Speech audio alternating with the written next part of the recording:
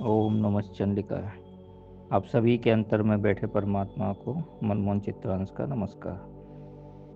हम प्रेम पर चर्चा कर रहे हैं। विशुद्ध प्रेम आत्मा परमात्मा का मिलन है। जैसे हमारी पहली गुरु माँ होती है, जिससे हम प्रेम का अनुभव करना स्वाभाविक ही सीखते हैं। यह एक प्राइमरी शिक्षा की तरह है। फिर उच्च शिक्षा की तरह प्रेम की सर्वोच्च अवस्थाओं को अनुभव करने के लिए गुरु तत्व की आवश्यकता होती है। उसे प्रेम कहो या परमात्मा, वह हमें पहले से ही मिला हुआ है। खोया हो तो फिर मिले, रूठा ले मनाए, और मिला हो फिर ना मिले, तासो कौन मिलाए। परमात्मा तो हमको पहले से ही मिला हुआ है। गुरु हमें उस प्रेम की पहचान कराते हैं, उस परमात्मा की पहचान कराते हैं। उसी को हम परमात्मा के अलग अलग रूपों में देखते हैं। तुलसीदास जी लिखते हैं, जय जय जय हनुमान गुसाई, कृपा करो गुरुदेव की नाई। इस तरह कृपा करो जैसे गुरु करते हैं। कहते हैं कि हनुमान जी ने ही तुलसीदास जी को राम की पहचान कराई थी। राम तो रोज ही आते थे उनके पास, वो पहचान नहीं पाते थे। तो हनुमान जी ने तोते के बेस में तुलसीदास जी को चेताया और बताया कि यह राम है। चित्रकूट के घाट पर बई संतन की भीड़, तुलसीदास चंदन घिसे, तिलक करें रघुवीर। जैसे श्रीमद् भागवत में सुखदेव जी भगवान से मिलवाते हैं, उनकी कथा सुनाते हैं, उसी तरह हनुमान जी भी सुखदेव जी के रूप में, तोते के रूप में यहाँ पे रामायण में तुलसीदास जी से राम को मिलवाते हैं। और हनुमान चालीसा की शुरुआत में भी तुलसीदास जी गुरु का ही ध्यान करके शुरू करते हैं। सिर गुरु चरण सरोज रज, निज मन मुकुर सुधार। सरोज रज कमल के फूल का पराग। कमल कीचड़ में ही पैदा होता है, पर कभी भी कीचड़ से लिप्त नहीं होता। इसी तरह गुरुजन भी हमारे हमारी तरह इस संसार में रहते हैं, पर संसार में लिप्त नहीं होते। निज मन मुकुर सुधार, हमारा मन दर्पण की तरह है, जिसमें हम अपने आप को देखते हैं। दर्पण से धूल हटाने पर ही हमको अपनी छवि दिखाई देती है। भले ही हमारे पास दृष्टि है देखने के लिए, सामने दर्पण भी मिल गया है देखने के लिए, पर धूल पड़ी हुई हो तो दिखाई नहीं देगा। वास्तव में हमारा अहंकार ही वह धूल है जो हमारे मन रूपी दर्पण पर पड़ी हुई है। हनुमान जी का तो मतलब भी यही निकलता है, जिसने अपने मान का हनन किया हुआ है, जिसमें ईगो लेस है। जो गोरखनाथ जी ने कहा है, घट घट गोरख घट घट मीन, आपो परिचय गुरुमुख चीन। सभी के अंदर गोरखनाथ हैं और सभी के अंदर मच्छिंद्रनाथ हैं, अर्थात सभी में गुरु और शिष्य मौजूद हैं। जो आज अच्छा शिष्य है वही कल अच्छा गुरु बनेगा। तो घट घट गोरख घट घट मीन, आपो परिचय गुरुमुख चीन। मतलब तुम वास्तव में कौन हो ये तुमको कौन बताएगा? तुम्हारा गुरु बताएगा, तुम्हारा आत्म स्वरूप के दर्शन कराएगा, तुम्हें परमात्मा से मिलाएगा। तुम परमात्मा के अंश हो ये बताएगा। तो आपो परिचय गुरुमुख चीन, अर्थात गुरु दर्पण की तरह है, जिसमें हम अपने आप को देखते हैं। गुरु हमारे मन रूपी दर्पण को सुधार देता है। निज मन मुकुर सुधार, वर्णो रघुवर विमल जस, जो दायक फल चार। भगवान राम का विमल जस गाने से, उसका नाम कीर्तन करने से, भगवान की शरणागति होने से, उनकी कृपा प्राप्त करने से धर्म अर्थ काम मोक्ष चारों प्राप्त हो जाते हैं। परमात्मा प्रेम का महासागर है और हम एक बूंद। तो उस प्रेम के महासागर तक पहुंचने का मार्ग और साधन भी प्रेम ही है। तुलसी बाबा कहते हैं, हरि व्यापक सर्वत्र समाना, प्रेम से प्रकट होत मैं जाना। श्री रामचंद्र मिशन के संस्थापक बाबूजी महाराज कहते हैं कि उपासनाओं की सफलता तभी संभव है जब इष्ट देव के साथ प्रेम भाव की सीमा चरम परिणति होती है। शारीरिक क्रिया की तरह मशीन जैसे कर्मकांड थोड़े बहुत फल तो दे सकते हैं, लेकिन चरम सीमा पर पहुंचने के लिए परमात्मा से आत्मा का संबंध बहुत ही आवश्यक है। परमात्मा प्रेममय है और वह प्रेम से ही प्रभावित होता है। कर्मकांड वगैरह तो उस प्रेम को बढ़ाने के, उगाने के साधन भर के काम करते हैं। प्रेम ही अध्यात्म का मूल मंत्र है। इससे ऐसा लगता है, सभी धर्म यह कहते हैं कि हम बूंद हैं तो ईश्वर समुद्र। समुद्र असंख्य बूंदों से मिलकर बना होता है। वैज्ञानिक दृष्टि से यदि इस सत्य को देखा जाए तो समुद्र बनाने के लिए बूंदों का आपस में जुड़े रहना बहुत जरूरी है। बूंद बूंद से मिला के ही ये समुद्र बना है। बूंदों के आपस में जुड़े रहने का कारण है अंतर आणविक बल, यानी कि इंट्रामोलिकुलर फोर्स, जो बूंदों को आपस में जोड़ कर रखती है। जिस तरह से हमें बूंदों का समूह समुद्र के रूप में नजर आता है, सही मायने में यदि यह कहा जाए कि अंतर आणविक बल यानी कि इंट्रामोलिकुलर फोर्स यदि ना होता तो समुद्र का अस्तित्व ही नहीं होता। इसी प्रकार यदि ईश्वर असंख्य आत्माओं का समूह है और बिग बैंग यानी कि सृष्टि की रचना के समय ही कुछ आत्माएं ईश्वर से छिन्न भिन्न हुई थी, तो आज ईश्वर जो अनंत है वह भी अनंत आत्माओं का समूह ही होगा। इन असंख्य आत्माओं को जोड़े रखने वाला कोई बल तो होगा जिसके कारण आज ईश्वर का अस्तित्व है। अब अगर हम यह देखें कि ऐसी कौन सी चीज़ है जो दो मनुष्यों को पास लाती है और आजीवन साथ जोड़े रखती है, तो हम पाएंगे कि वो प्रेम है। प्रेम ही वो शक्ति है जो दो आत्माओं को बांध कर रखता है। उसी प्रकार जैसे अंतराणविक बल यानी कि इंट्रामोलिकुलर फोर्स असंख्य बूंदों को समुद्र के रूप में बांध कर रखता है, वैसे ही हमारी आत्माएं भी ऐसे ही जुड़ती हैं।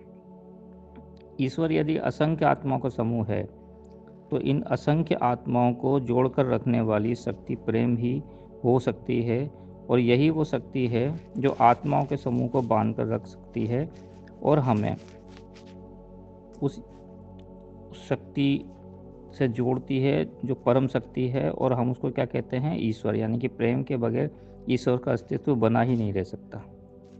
सभी आत्माएं छिन्न भिन्न हो जाएंगी, बिखर जाएंगी, जैसे समुद्र का कोई अस्तित्व नहीं रहता। प्रेम ही अध्यात्म का मूल है। प्रेम के बगैर ईश्वर से मिलन, जोड़ या योग संभव ही नहीं है। ईश्वर से प्रेम के जरिए ही जुड़ा जा सकता है। इसलिए जो सतत स्मरण है वो ईश्वर का सिर्फ नाम रटने के संभव नहीं होता। लोग अगर ऊपर से नाम लेते हैं ना, वो कबीर ने बोला है, माला तो कर में फिरे, जीभ फिरे मुख माए, मन बातो चौदिस फिरे, ये तो सुमरन न है। सतत स्मरण प्रेम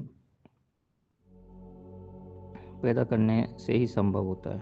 प्रेम के साथ प्रभु के सतत स्मरण का भाव यदि परमानेंट या स्थायी हो जाएगा, तभी उससे मिलने संभव हो पाएगा। फिर हम हर कार्य श्रेष्ठ तरीके से कर पाते हैं, है ना। प्रकृति की भांति, जैसे प्रकृति आप देखते हो ना, सब काम बिल्कुल परफेक्ट तरीके से करती है, तो हमारे अकेले मनुष्य के बस की नहीं है। वो श्रेष्ठ कार्य करने के लिए ईश्वर से जुड़ना ही पड़ेगा, क्योंकि ईश्वर असंख्य आत्माओं का यदि समूह है तो उसकी बौद्धिक क्षमता भी असीमित ही होगी, और असीमित बौद्धिक क्षमता से किया गया कार्य अपने आप ही बहुत श्रेष्ठ होगा। तो ईश्वर को आसानी से समझने के लिए एक और उदाहरण किसी ने बताया है कि इंटरनेट जैसे होता है ना, तो इंटरनेट का ईश्वर की भांति कोई स्थूल कहीं कोई अस्तित्व नहीं है, और ये वह हर जगह मौजूद है। वह असंख्य कंप्यूटरों की बौद्धिक क्षमता का एक इंटीग्रेशन या एकीकरण है। वह कहीं नहीं है और हर कंप्यूटर के भीतर है। कभी दिखाई देता है हमारे मोबाइल में भी इंटरनेट है, पर कहीं दिखता नहीं है, लेकिन सब उससे कनेक्ट हैं। ईश्वर भी सब आत्माओं के भीतर है और कहीं नहीं है। जिस प्रकार एक कंप्यूटर जब अकेला काम करता है तो उसकी कितनी क्षमता होती है, बहुत सीमित, और मनुष्य की तरह वो चंद काम ही कर सकता है जैसे एक मनुष्य करता है। लेकिन जब उसे इंटरनेट से जोड़ दिया जाए तो उसकी क्षमता असीमित हो जाती है, वह बड़े से बड़ा काम कर सकता है ना। तो यदि प्रेम भाव से ईश्वर को स्थायी सतत स्मरण में रहेंगे तो इससे इंटरनेट की तरह हम ईश्वर से जुड़े रहेंगे, और हमारे भीतर भी सब कुछ बेहतर होगा। बड़े बड़े श्रेष्ठ काम हम कर सकते हैं, श्रेष्ठतापूर्वक कर सकते हैं। प्रेम पूर्ण स्थायी सतत स्मरण रामबाण का कार्य करता है। यह भी सत्य है कि ईश्वर से आत्मसात आसानी नहीं है। हम कहते तो हैं, पर करें कैसे उससे संपर्क, आत्मसात कैसे हो। तो हमारे संतों ने इसका आसान उपाय प्रेम और समर्पण बताया है। समर्पण इसलिए क्योंकि ईश्वर से आत्मसात के लिए हमें पहले ईश्वर की भांति अपने आप को निर्मल करना पड़ेगा। उदाहरण के तौर पर जब हम हमारा छोटा बच्चा कोई घर में होता है तो हम उसको रोज़ खिलाते हैं, गोद में लेके प्यार करते हैं, लेकिन कभी कभी होता है बच्चा पेशाब कर लेता है ना, और मलमूत्र के जैसे से कई बार बिगड़ जाता है, उसमें खेलने लगता है। तो ऐसे में हम क्या करते हैं, उसको उठा के ऐसे ही प्यार नहीं करते, उसको साफ़ करते हैं। पहले उसको साफ़ सफाई करेंगे, दोबारा कपड़े पहनाएंगे, नहलाएंगे धुलाएंगे, उसके बाद उसको गोद में लेके फिर हम प्यार करेंगे। तो ऐसे ईश्वर भी पहले हमारे को साफ़ सफाई करता है, हमारी गंदगी जो है वो काम क्रोध लोभ मोह मद मत्सर आदि के रहते हमारा आत्मसात नहीं कर पाता है। इसलिए प्रेम और समर्पण के साथ हमें ईश्वर की भांति अपने गुणों को विकसित करना पड़ेगा और नकारात्मकता से मुक्ति पानी होगी। जब हम प्रेम का एक कदम रखेंगे तो वो 10 कदम आगे बढ़ेगा। योगानंद जी ने कहा है कि हमारे प्रियजन हमें सदा प्रेम करने का वचन देते हैं, फिर भी जब वे महानिद्रा में अपनी सांसारिक यादों को भुलाकर डूब जाते हैं, तब उनके वचनों का क्या मूल्य रह जाता है। कौन अपना वचन निभाता है, सब चले जाते हैं। कौन हमें शब्दों में कहे बिना हमसे सदा के लिए प्रेम करता है। कौन याद करता है जब अन्य सभी हमें भूल जाते हैं। कौन तब भी हमारे साथ होता है जब इस संसार में सभी हमको छोड़ देते हैं। कोई हमारा मित्र नहीं रहता है, तो कोई हमारा मित्र होता है तो कौन होता है, केवल ईश्वर। ईश्वर के साथ प्रेम संबंध सबसे महान प्रेम संबंध है। मानवीय प्रेम संबंध क्षण भंगुर हैं, लेकिन ईश्वर के साथ आपका प्रेम संबंध अनंत है। मेरे सब पिताओं के रूप में परम पिता, सब माताओं के रूप में जगत माता, और सब प्रेमियों के रूप में वह दिव्य प्रेमी जिसे मैंने कई जन्मों में खोजा। वह प्रेमी है और हमारी आत्माएं प्रेमिकाएं। और जब आत्मा और ब्रह्मांड के सबसे महान प्रेमी का मिलन होता है, तब अनंत प्रेम की शुरुआत होती है।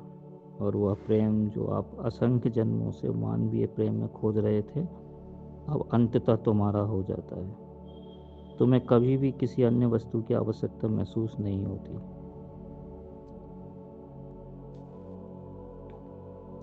किसी कवि ने कहा है, एक कविता, कि आज जब पड़ रही है कड़ाके की ठंड और पानी पीना तो दूर, उसे छूने तक से बच रहे हैं लोग, तो जरा चल कर देख लेना चाहिए कि अपने संकट की इस घड़ी में पानी क्या कर रहा है। अरे वह तो शीर्षासन कर रहा है। सचमुच झीलों तालाबों नदियों का पानी सिर के बल खड़ा हो रहा है। सतह का पानी ठंडा और भारी हो लगाता है डुबकी, और नीचे से गर्म और हल्के पानी को ऊपर भेज देता है ठंड से जूझने के लिए। इस तरह लगातार लगाते हुए डुबकियाँ, उमड़ता घुमड़ता हुआ पानी जब आ जाता है 4 डिग्री सेल्सियस पर, या 4 डिग्री क्या, या 4 डिग्री वह तापमान है दोस्तों जिसके नीचे मछलियों का मरना शुरू हो जाता है। पता नहीं पानी यह कैसे जान लेता है कि अगर वह और ठंडा हुआ तो मछलियां बच नहीं पाएंगी। अचानक वह अब तक जो कर रहा था ठीक उसका उल्टे करने लगता है, यानी कि ठंडा होने पर भारी नहीं होता बल्कि हल्का होकर ऊपर तैरने लगता है। 3 डिग्री हल्का, 2 डिग्री और हल्का, और 0 डिग्री होते ही बर्फ बनकर सतह पर जम जाता है। इस तरह वह कवच बन जाता है मछलियों का।